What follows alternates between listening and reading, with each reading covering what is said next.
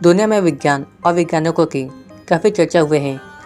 जैसे शरीर के अंदर की जान की कोई कीमत नहीं लगी जा सकता है, ठीक उसी तरह विज्ञान के क्षेत्र में अपने बड़े बड़े योगदानों के लिए प्रसिद्ध वैज्ञानिक की कोई बराबरी नहीं कर सकता है, क्योंकि इन्हीं बुद्धिमान इंसानों के कारण आज हम इतनी सुख सुविधा में रह पाते हैं।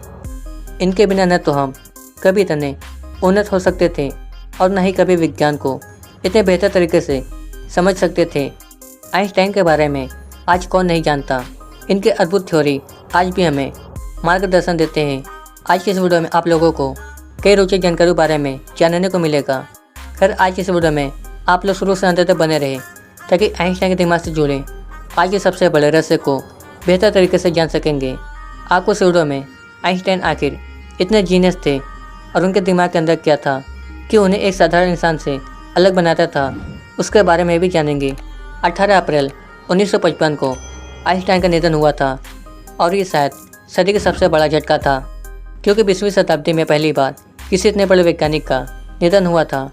76 वर्ष की आयु में आइंस्टाइन के पेट की बीमारी के कारण उनकी मृत्यु हुई थी। खैर, उनकी इच्छा अनुसार उनके शरीर का अच्छे तरीके से अंतिम क्रिया करके किसी अलग जगह पर उनके राह को बांध दिया गया था। हालांकि इसमें एक ट्विस्ट था।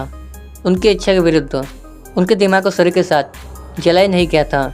बताया जाता है कि उनका दिमाग आज भी सही तरीके से रखा गया है।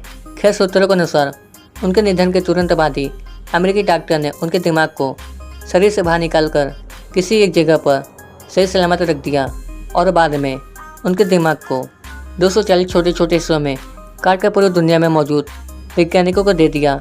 कोई ये भी कहता है कि आइंस्टाइन के दिमाग के ज़्यादातर हिस्से उसी डॉक्टर के पास पिछले 40 सालों से मौजूद थे और सबको चौंका देने वाली बात यह थी कि इस चीज़ के बारे में किसी को भी कोई खबर नहीं था। 240 हिस्सों में से लगभग 170 हिस्से अब एक अमेरिकी यूनिवर्सिटी को सौंप दिए गए थे। इसके अलावा एक रोचक बात यह भी है कि आइंस्टाइन के दिमाग के 40 स्लाइस यानी बाल के जितने पतले अमेरिकी म्यूजियम में अब रखा गया है, जिसको देखने के लिए दुनिया भर से यहाँ पर लोग आते हैं। दोस्तों, इससे पहले हमने देखा कि आइंस्टाइन के दिमाग के ज़्यादातर हिस्से म्यूजियम और अमेरिकी यूनिवर्सिटी के पास है, लेकिन एक दिलचस्प बात यह है कि अभी भी दिमाग का लगभग 70 से 80% हिस्सा लापता है। कहने का मतलब यह है कि अभी भी लोगों को इन हिस्सों के बारे में कुछ भी नहीं पता है। अब लोगों के मन में ये सवाल आ रहा होगा कि इंसानी सभ्यता में शायद सबसे लोकप्रिय दिमाग के इतने टुकड़े किए गए होंगे, और किए भी गए तो अभी लापता कैसे हो गए। दोस्तों, कई सारे वैज्ञानिक ये भी कहते हैं कि आइंस्टाइन के दिमाग में कुछ अलग ही खूबी थी। यहाँ मैं आप लोगों को और भी बता दूँ कि शायद कोई एक व्यक्ति अपने पूरे जीवन में शायद ही इस दिमाग के जटिल अंग के खूबियों को ढूंढ कर निकाल सकता है। इसलिए कहा जा सकता है कि कई सारे वैज्ञानिकों को लेकर गठित एक वैज्ञानिकों का दल आइंस्टाइन के दिमाग से जुड़े रहस्यों को सुलझाने का प्रयास कर रहा था। हालांकि इसके बारे में बेहद ही कम लोगों को पता है। दोस्तों, आइंस्टाइन के दिमाग से जुड़े रहस्यों को अगर सुलझा दिया जाता है तो शायद आज हम आइंस्टाइन के आखिर कितने बड़े जीनियस थे, इसके बारे में कोई एक अच्छा जवाब दे सकते हैं। 1955 में पहले आइंस्टाइन के दिमाग को 12 सेट में यानी 200 पीस में बेहद ही पतले पतले स्लैश में काटा गया था। दोस्तों, जिस डॉक्टर ने आइंस्टाइन दिमाग को उनके शरीर से बाहर निकाला था, उसी डॉक्टर ने आइंस्टाइन दिमाग के कई सारे फ़ोटो खींचे थे। अब इतने सालों बाद हमें उन्हीं फ़ोटो को देखने को मिल रहा है। लेकिन सबसे चौंकाने वाली बात यह है कि पहले तो उस डॉक्टर ने उनके दिमाग को बाहर निकाल लिया, फिर आइंस्टाइन के परिवार वालों को कुछ भी नहीं बताते हुए उनके दिमाग के कई पतले पतले स्लैश में काटकर दुनिया भर के वैज्ञानिकों के पास भेज दिया।